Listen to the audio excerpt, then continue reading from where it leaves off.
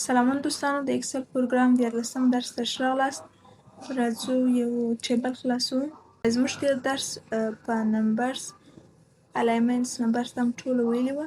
نو نن راځو په کنډیشنل فارمټینګ پر دې باندې بحث کوو.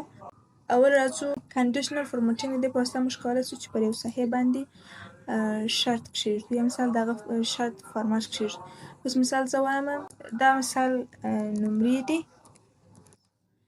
فرض مثال دا مثال دا سل دی، په مثال دا 50 دی، دا 80 دی، دا 80 دی. نو زه راځم که مثال چا اوس زه راځم پر دغه جدول باندې شرط پرېږدم. وایم که مثال په دغه شاګردانو کې مثال په دغه محصلینو کې که چا تر 100 یا مثال تر 80 لوړې نمرې وړې وي، نو هغه ته مثال سور رنګ یا مثال زرغون دغه رنګ ورکړم. نو راځو، زه دلته راځم کنډیشنل فارمټینګ ته. اول هایلایت سیلز رولز، یعنې هغه سیل چې مثال موږ شرط پرېږدو پر هغه باندې هغه هایلایټ کړه، یا مثال رنګ ورکړه او قانون ورباندې پرېږده. اول راځو ګریټر دین، یعنې هغه نمرې چې ډېرې 80 لوړې هغه ته ورکړو. که مثال دا موږ په معاش یا مثال په سالري کې استعمالولی شو. نو زه دلته راځم وایم د هغو محصلینو، دا یو ساده جدول دی، یعنې څو اشخاص دي. تاسې کولی شئ چې مثال 1000 2000 3000 څونه شاګردان یا مثال هر څونه کارمندان چې د هغو دپاره موږ دا استعمالولی شو. نو وایم چې هغه شاګردان چې مثال د 80 څخه لوړې نمرې وړي هغه ته دا رنګ ورکړم. دلته راځو دا رقم رنګ ژیړ رنګ ورکوي. سور یې په خطر کې دی هغه اشخاص یا مثال هغه شاګردان، ژیړ یې متوسط دی او زرغون یې ښه نمرې. نو زه وایم هغه ته زرغون رنګ ورکړه. اوکې کوم.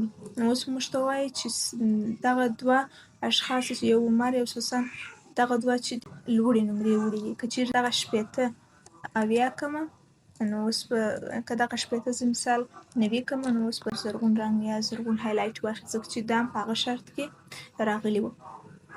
دا په دې خاطر دا راوړی دی چې موږ دا ټکس هم انتخاب. نو برته راځم دا کالم یا دغه ساحه انتخابوم. برته راځم هایلایټ سیلز په دې باندې کلیک کوم. برته وایم لیس دین، یعنې لږې. اوس وایم 80 لږې هغه دې څه رقم رنګ، هر رنګ چې مثال تاسو ورکوئ سور رنګ دې واخلي. زه دلته راځم یا مثال وایم ریډ ټکس، هغه رنګ دې هغه ټکس دې سور سي. یا مثال وایم چې ریډ بارډر، سور بارډر دې ولري. هر رنګ چې دلته مثال تاسو ورکولی شئ. کسټوم فارمټ بیا تاسو کولی شئ چې خپل د خوښې یو فارمټ ورباندې اپلای کړئ. دلته راځه زټ دي، یعنې هغه ټکس دې ډبل اوسي او دلته رنګ ورکولی شئ. هر رنګ چې تاسو ورته انتخابوئ. اوس مثال زه وایم چې دغه رنګ دې ولري او وروسته یې اوکې کوئ. اوس دا هم اوکې. دې ټولو محصلینو کې یا مثال په دا ټول جدول کې دغه عمر لږ نمرې وړي. دا غواړي چې دا ټول فارمټ یا دا ټوله شرطونه پاک کړي.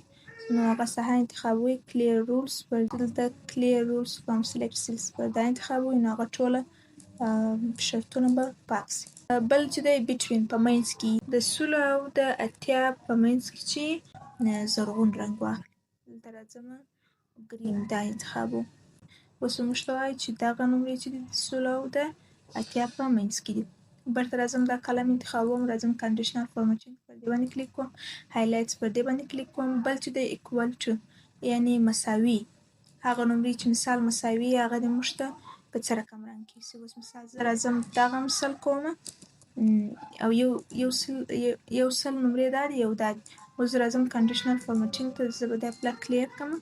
برته راځم کنډیشنل فارمټینګ ته، هایلایټ سیل پر دې باندې کلیک کوم او ایکوال ټو پر دې باندې.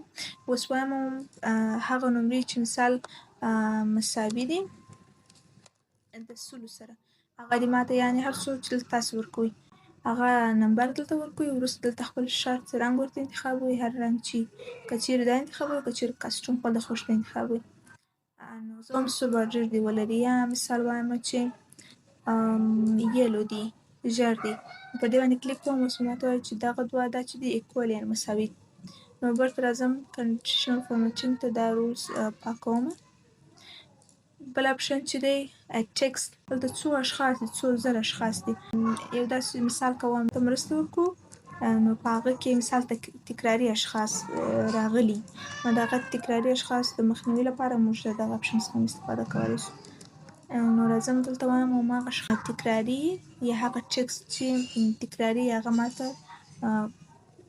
وښیه. مثال شرط ورباندې احمد دی یا عمر ورکوي، هر نوم چې تاسې ورته انتخابوئ هغه لیکئ. دلته برته رنګ ورته انتخابوئ، یا رنګ چې ستاسو خوښ زوم په سور ټکسټ کې وښیه او اوکې کوئ. اوس دلته موږ ته وایي چې دلته یو تکراري شخص راغلی، یو دلته او یو دلته. دا چیرې پاکمه، دلته مې هغه احمد ټوله پاک کړله، نو اوس به نور موږ ته هغه لیکنه یا نور هغه شرط نشي. بل اپشن چې دی ډیټ دی. دلته مې یو تاریخ اضافه کړی، زه راځم دا کالم اضافه کوم، دلته راځم هایلایټ سیل ته ټکسټ په دې باندې کلیک کوم. دلته وایم هغه اشخاص چې مثال په دغه میاشت کې ما ثبت نام کړی دی هغه ماته مشخص کړه. دلته راځم مثال یو رنګ تاسو ورکوئ زرغون، اوکې کوئ. اوس موږ ته وایي چې دغه اشخاص په دغه میاشت کې یا په دغه تاریخ یا په دغه میاشت کې ثبت نام کړی دی. نو تاسو ته به د دغه فارمټ له لارې تاسو کولی شئ چې دا تاریخ ځان ته وښایست. تاسو دا کولی شئ چې په ډېرې ډاټا کې استعمال کړئ، مختلف تاریخونه، مختلف کال، هر یو تاسو اضافه کولی شئ. او بل اپشن چې دی ډوپلیکیټ ولیو، مثال یا اشخاص یا نمرې یا زیاتره د تذکیرو په نمبرونو کې موږ دا ډېر استعمالولی شو، چې مثال د تذکیرې نمبر مو دوه دانې یو رقم لیکلی، د تذکیرې یو نمبر ورکوم. راځم دا دوه تذکیره نمبرونه انتخابوم. دلته دوی خپله دغه دلته خپله یو دوه درې ورکول کېږي، زه به دغه راواخلم، دا به کاپي کړم، په دې به پرېږدم چې دا یو رقم شي. نو اوس دلته راځم په دغه کالم کې چې ډوپلیکیټ یا تکراري تذکیرې نمبر هغه ماته مشخص کړه، اوکې کوم. دلته هغه ډوپلیکیټ او یونیک دواړه تشوي، یونیک یعنې یو وي، ډوپلیکیټ یعنې تکراري. نو دلته راځم مثال هغه ته وایم چې ژیړ رنګ ورکړو، اوکې کوم. ژیړ یو انتخابوئ، دلته اوکې کوئ. اوس ماته وایي چې دغه دوه د تذکیرې نمبر چې دی تکراري.